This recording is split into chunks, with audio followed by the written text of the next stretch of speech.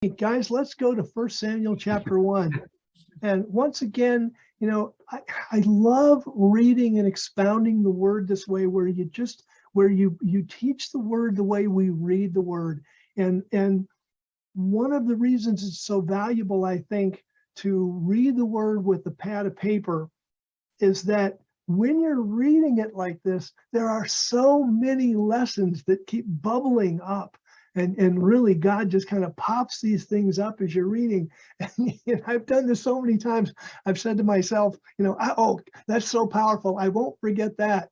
And then by the time I've read an hour and there's a whole bunch of those things, I'm like, oh my gosh, what was that really cool thing I tried to remember?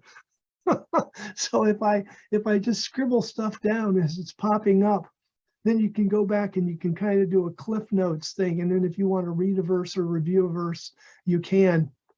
But we'll start in 1 Samuel chapter 1. And it starts out by giving us some geography. Now there was a certain man of Ramathaim Zophim of the hill country of Ephraim, and his name was Elkanah, the son of Jehoram, the son of Elihu, the son of Tohu, the son of Zuph, an Ephraimite. Now an Ephraimite means someone from the tribe of Ephraim. Now we learn from Chronicles that he was a descendant of Levi through Kohath. Actually, he was a descendant of Levi. So Elkanah, and thus Samuel, was a Levite. So then why does it say he's an Ephraimite? Because if you remember, when Joshua conquered the land, the promised land, the Levites didn't get any territory. Instead, they were given cities in various territories. So the particular lineage that Elkanah was from was allowed to live in a city in Ephraim, the tribe of Ephraim. So he's called an Ephraimite, even though if you look at his genealogy, he's a Levite. And that's why Samuel could minister in the temple or the tabernacle, because Samuel then was a Levite. So let's look at the chronology, or the more again of the geography. So there was a certain man of Ramathaim Zophim, and Ramathaim is a dual word, a plural word, if you will. It's the word Rama, and then it's a derivation of that, or related to that, I should say. And then the im ending is plural, because the area of Ramah was, how they talk about Rome being built on 7 hills. So the area of Ramah had several hills real close by. And so the people tended to live on the hillsides and on the top of the hill. And so it was one city, but it did kind of got a plural reputation, if you will. So, and then it says of the hill country of Ephraim. Now, this is one of the things, when it says the hill country of Ephraim, this is one of the reasons that reading a modern Bible is helpful. I was raised reading, not raised, but when I got born again in college, then, I started reading King James and read that for my first 17 years of being a Christian. If you read the King James, it says that he was of Mount Ephraim. And I can remember wondering how it was that everybody that seemed to be in central Israel lived on one mountain, because everybody lived on Mount Ephraim. And this was an older translation, because the people of that time period, the Geneva Bible, the King James Bible, the translators had never been to Israel, and so they didn't really understand it. But it's really, and the modern versions all get this right. There's no argument about this. It's the hill country of Ephraim. So let's take a look at the map. Let me share my screen, and we can take a spy at what's going on here. So this is central Israel. You see the hill country of Judah here, and right here at Benjamin, we break Judah and Israel right through here. Here's Jerusalem, and actually the valley on the south side of the city of Jerusalem, Judah is to the south of that valley, and Benjamin is to the north of that valley. So then here is Ephraim, and you can see Ephraim takes a bunch of territory, but here's the hill country of Ephraim.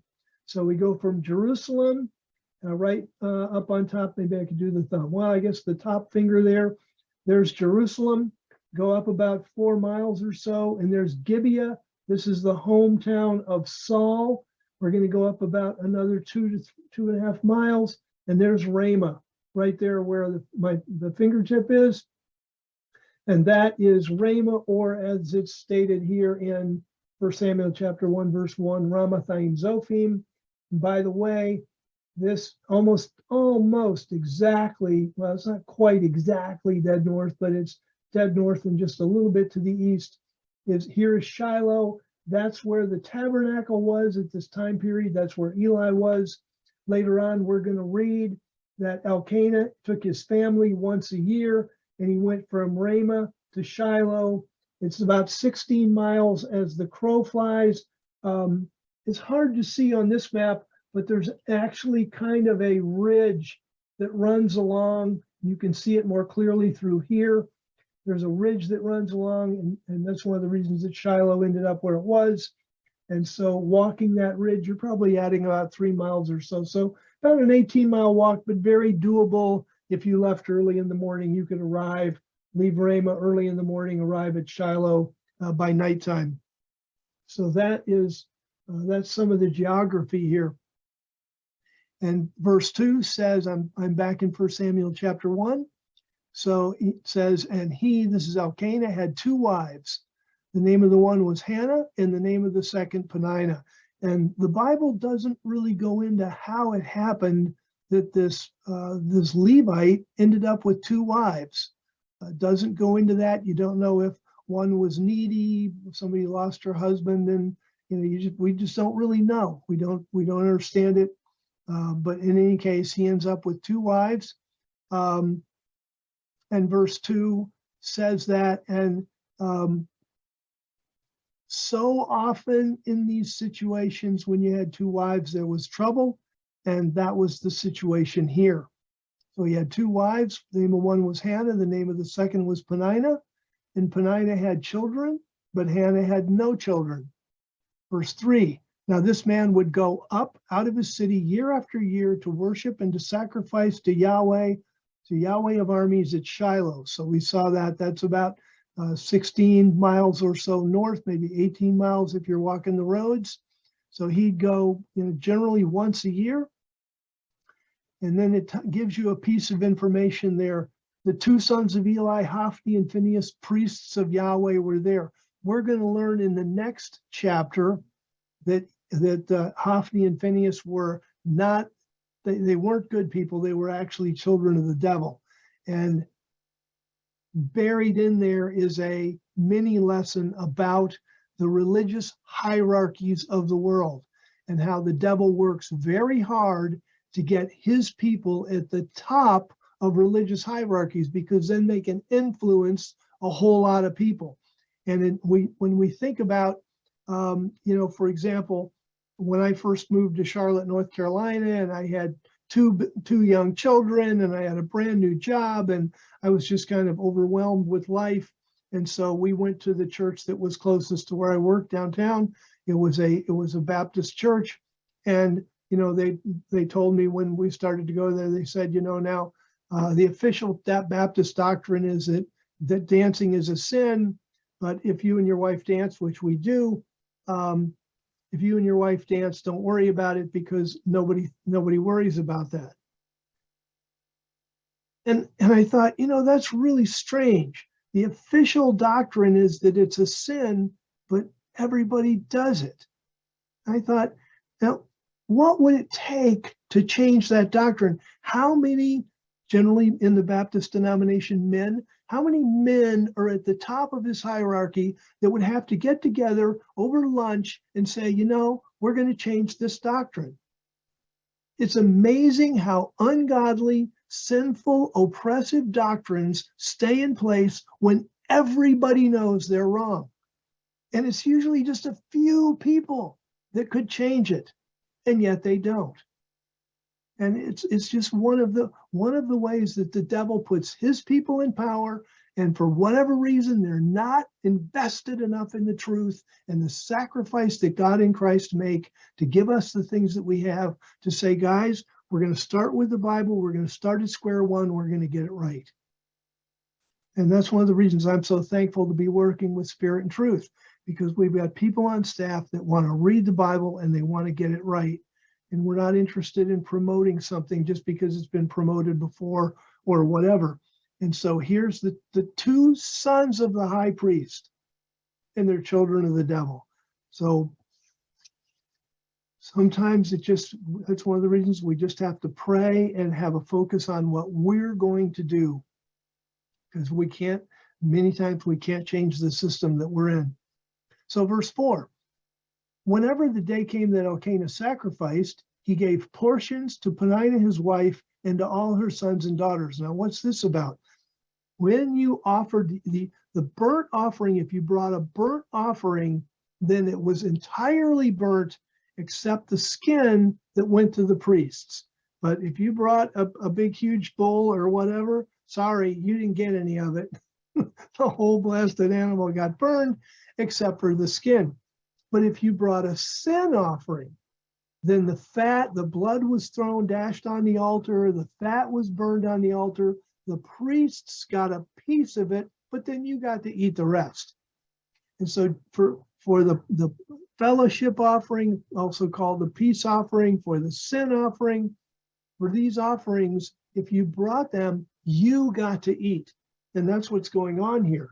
So verse 4, the day came when Elkanah sacrificed. Now, it doesn't tell you whether he sacrificed a sin offering, he may well have, or a fellowship offering, he may well have.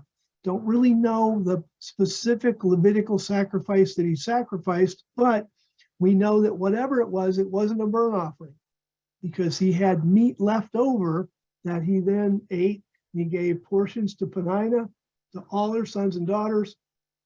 But in verse 5, to Hannah, he gave a double portion, for he loved Hannah, although Yahweh had closed up her womb. So the text here, again, placing God as the one in control.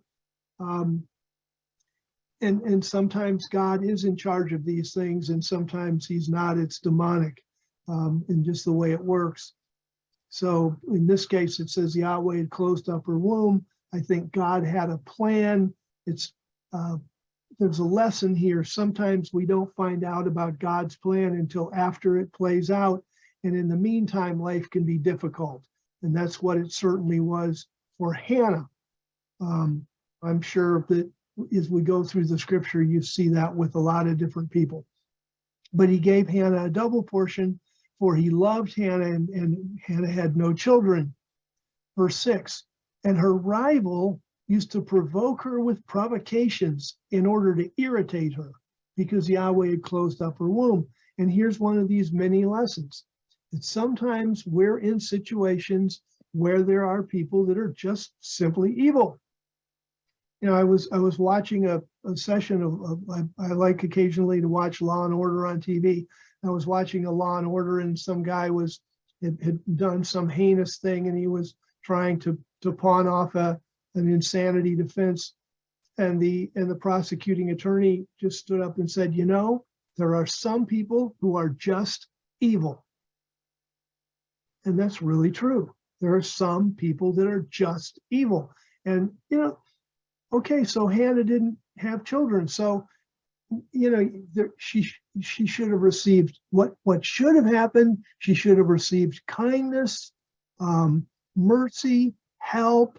You know, do you need anything? I've got these sons that are helping me, you know, and instead, what does she get? She's provoked on purpose. And so here, Elkanah is, gosh, you know, you wonder about his choice of wives, and then you wonder why he didn't intervene a little more. We don't know some of these things, but it sure seems like Elkanah could have done a little more to be a shield for Hannah. As verse 6, her rival used to provoke her with provocations in order to irritate her. That's horrific, but that is people.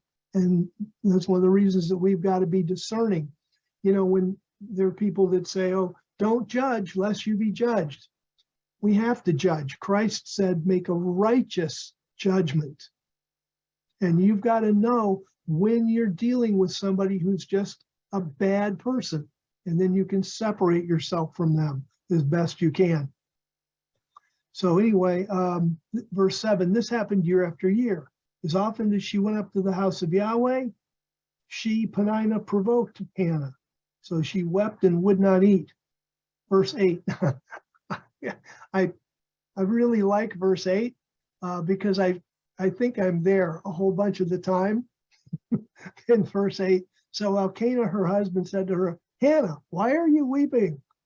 Why are you not eating? Why is your heart sad? Am I not better to you than 10 sons? It's like every once in a while we men can get completely clueless, just totally clueless. It's like, why are you weeping? It's like, Elkanah, wake the heck up. Look around. What do you mean, why am I weeping? I think, and for you ladies, I think, you know, here it is in the Word of God. This is your statement of fact that all men are clueless to a large degree. I don't know. I may have overstated that. But, you know, I know sometimes, well, I won't go into personal life, but Genevieve can get pretty upset at my cluelessness sometimes. Of course, then when it gets revealed to me, I'm kind of blown away myself. But anyway, why are you weeping? He doesn't know. Why are you eating? Why is your heart sad? And then he makes this completely stupid statement. Am I not better to you than 10 sons? And I can just see Hannah rolling her eyes and going, duh, no. Oh, because especially in that culture, you know, your sons were the ones that buoyed you up, that kept you protected and fed and cared for in your old age. And, you know, for Elkanah to say this, it just demonstrates genuine cluelessness. So there's a whole bunch of little mini lessons in this. One is, you know, ladies, don't get too upset when we're clueless. Men are kind of clueless. And another thing is that men sometimes don't have a grip on what's going on. But then there's another thing in this, which is where Hannah forgave Elkanah and moved forward with the relationship.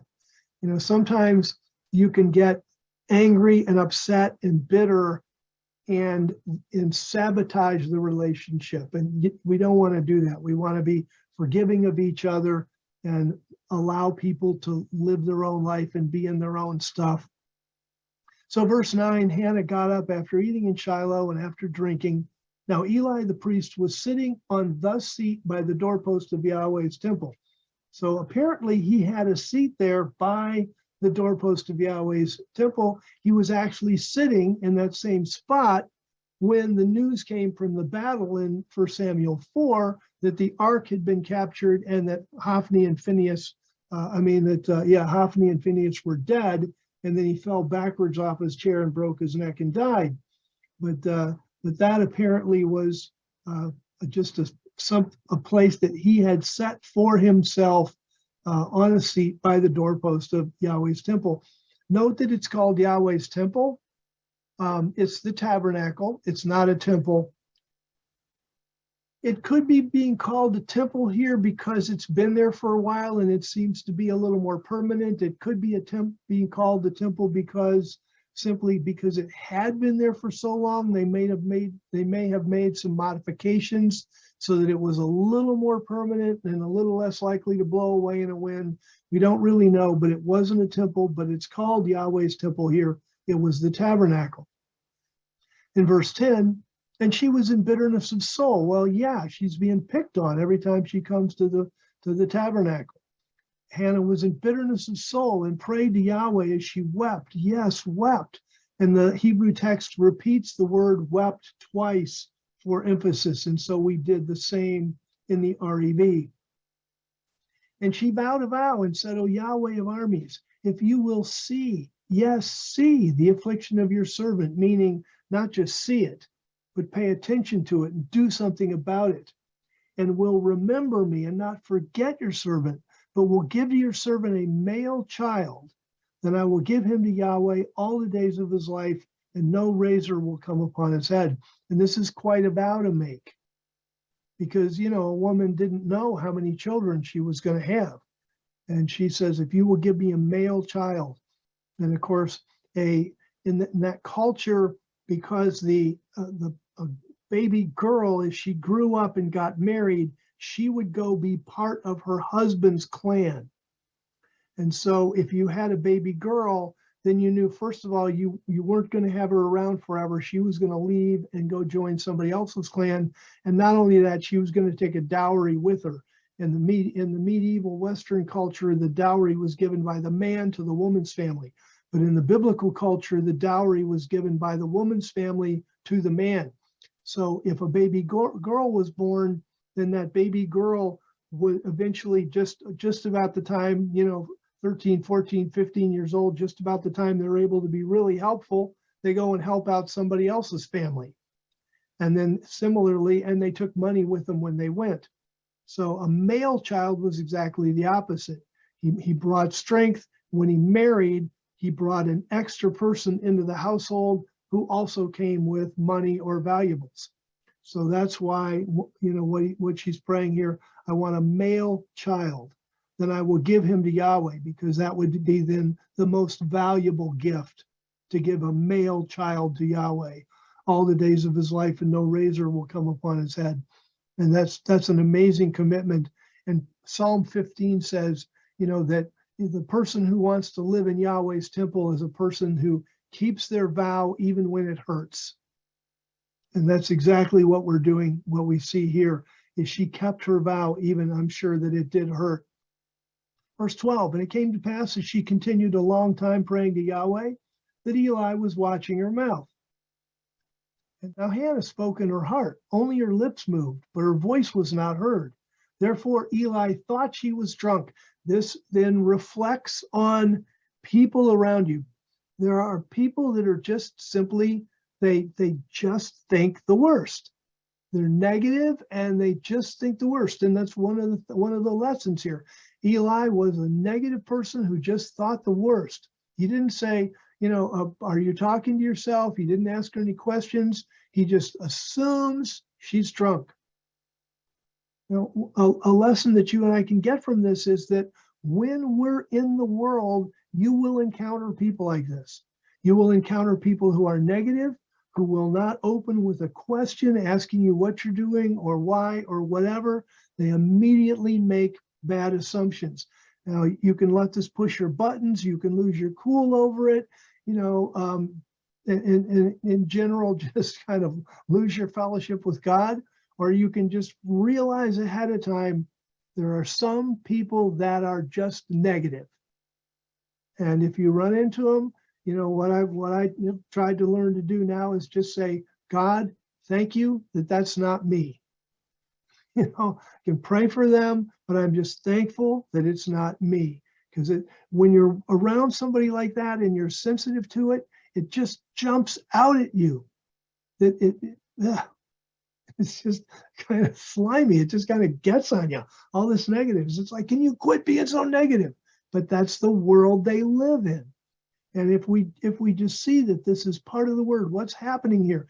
God is showing us how some people are. Why? So we can denigrate Eli the high priest? No. So that we can figure out what we're going to do when we run into somebody like him. Oh yeah, God, thanks. There are people out there like that.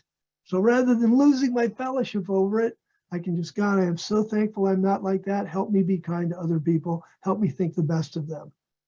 And that's the way we want to go. So anyway, he verse 14, he speaks up. He says, how long will you make yourself drunk? Put away your wine from you. There's no proof for any of this. He's just a negative Nelly. You know, verse 15. But Hannah answered, and I think this is powerful too, that Hannah spoke up.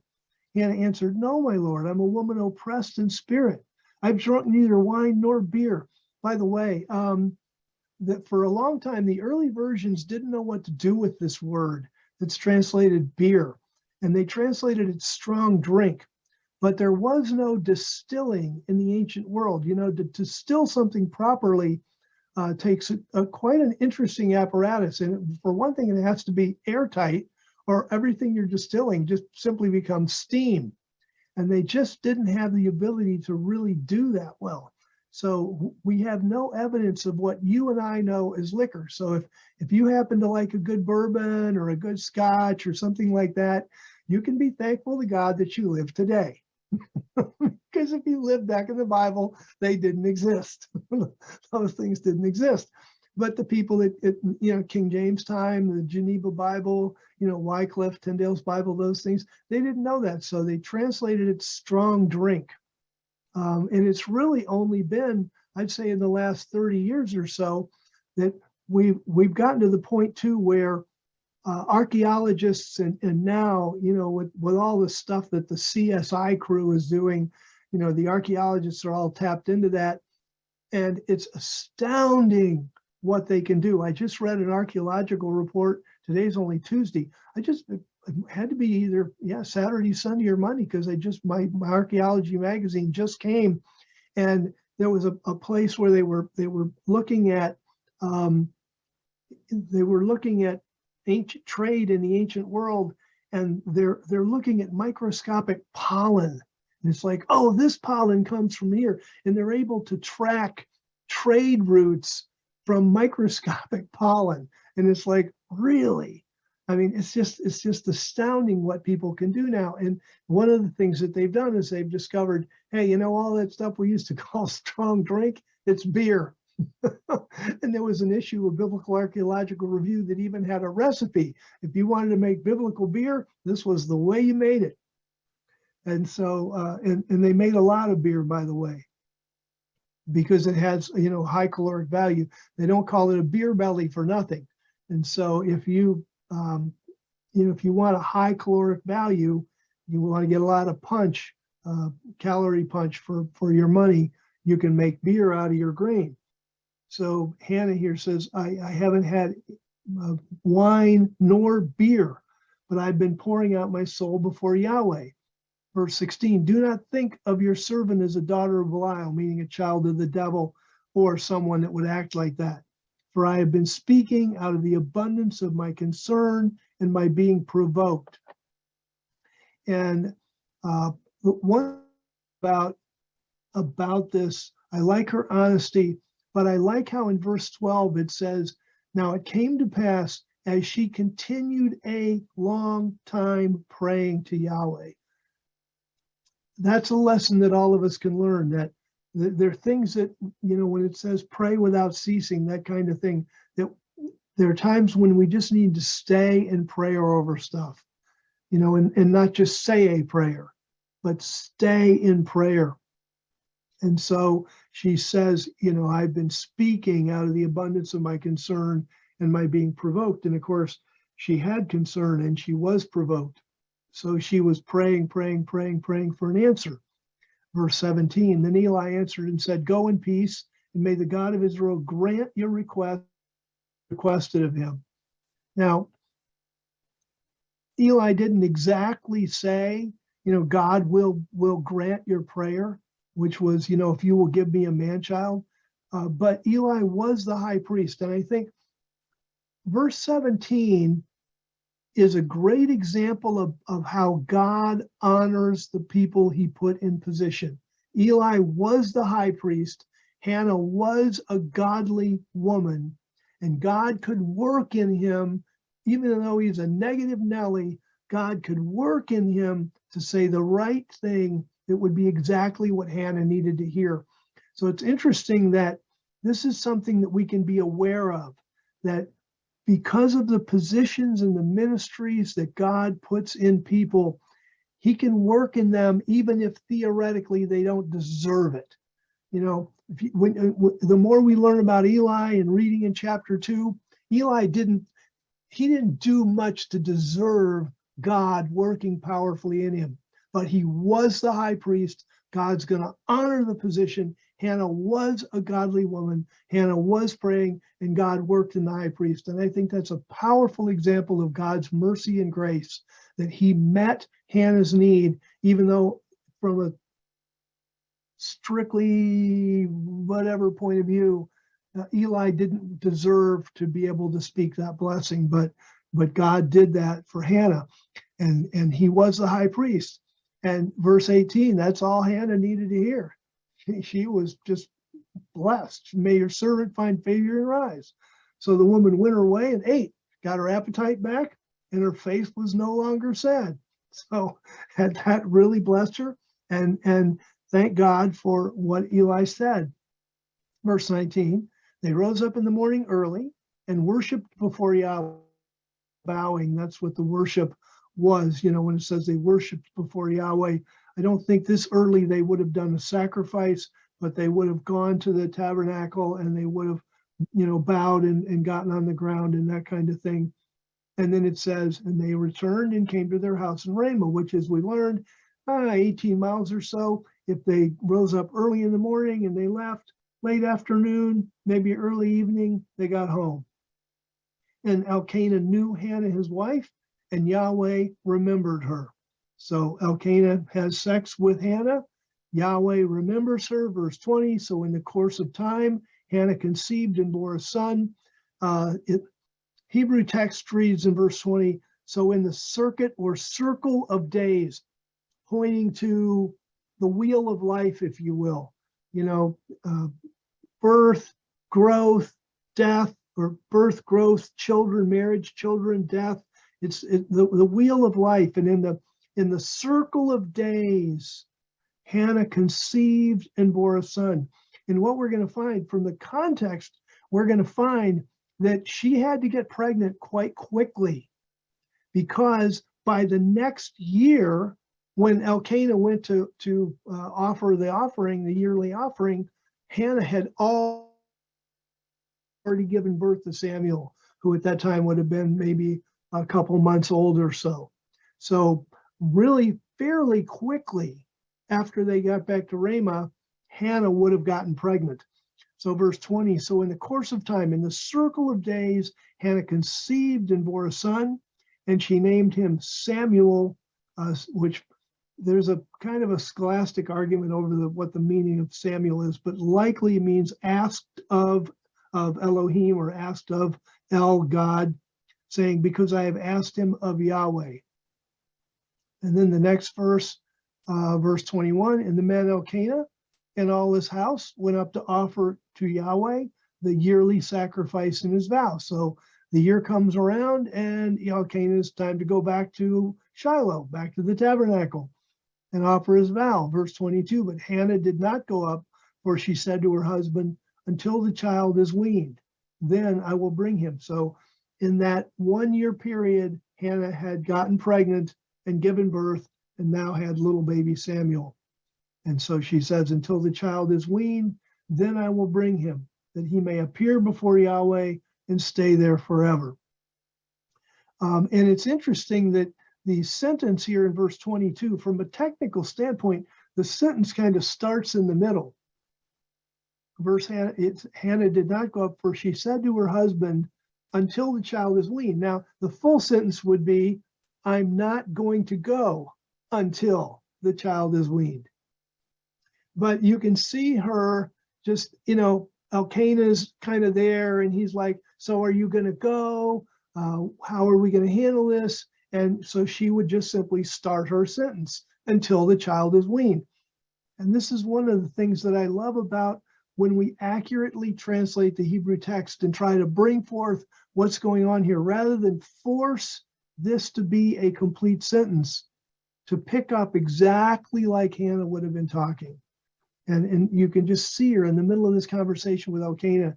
And then she goes, well, and he's like, well, are you coming? You should go. It's good to go up once a year and stuff like, and she just gives him those, those eyes that, it's like, meet him dead on. It's like, until the child is weaned, just done. Then I will bring him, that he may appear before Yahweh and stay there forever. Meaning that when he's weaned, I'm going to take him and leave him. Verse 23, and Elkanah, her husband, said to her, do what seems good in your eyes. Wait until you have weaned him. Only may Yahweh fulfill his word. So the woman waited and nursed her son until she'd weaned him.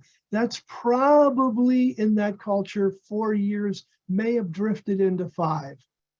But 5 would have probably been the maximum, but that, at least 4 years. Much later, they weaned children in those days than the biblical culture than we do today.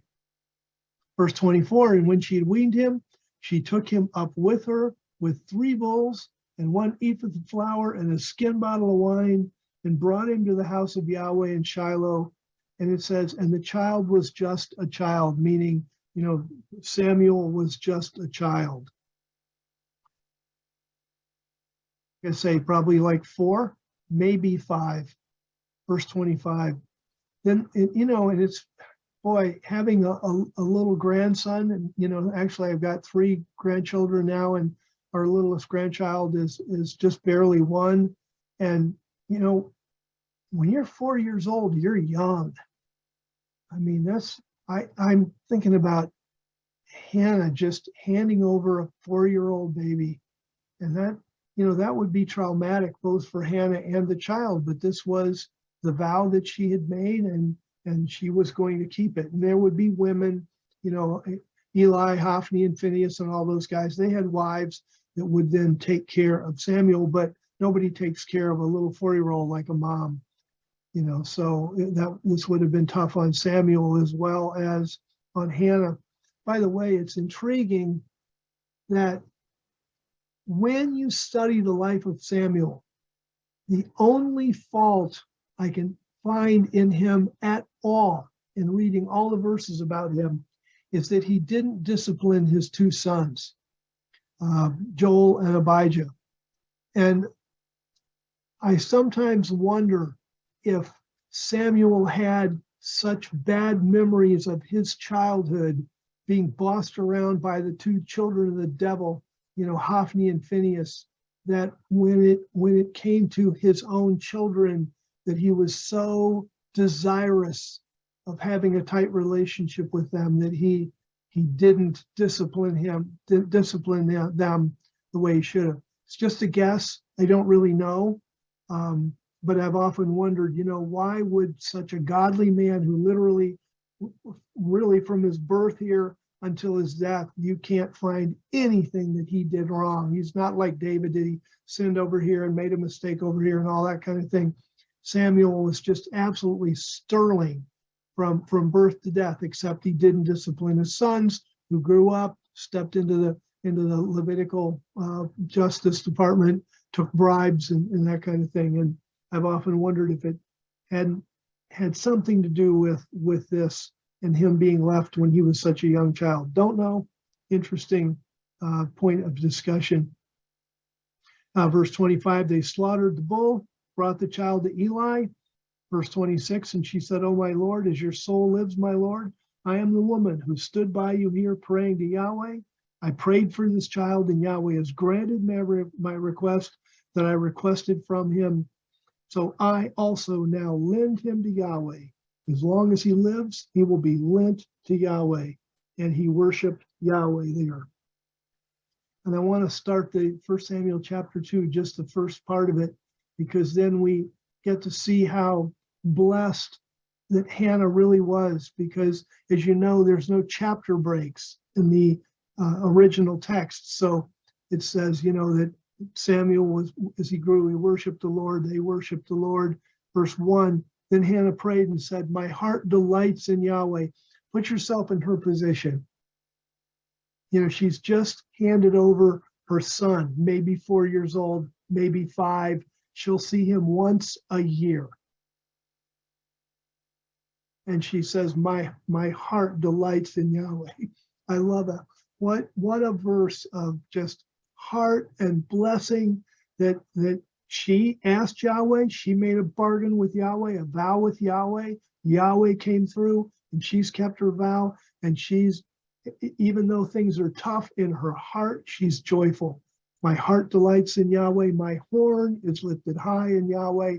referring to when the wild oxen and the bulls and their horns, and when they're feeling spunky and powerful and stuff, they throw their horns around in the air. My horn is lifted high in Yahweh. My mouth speaks boldly against my enemies. And I'm sure she spoke plenty boldly against Penninah, because I rejoice in your salvation. In this case, the salvation is the deliverance that she got when Samuel was conceived and then born. Verse 2, there's no one holy as Yahweh. There is no one other than you. There's no rock like our God. Speak no more so high and mighty, having arrogance come out of your mouth. For Yahweh is a God of knowledge. By him actions are weighed. And that's true, they really are. God weighs our actions.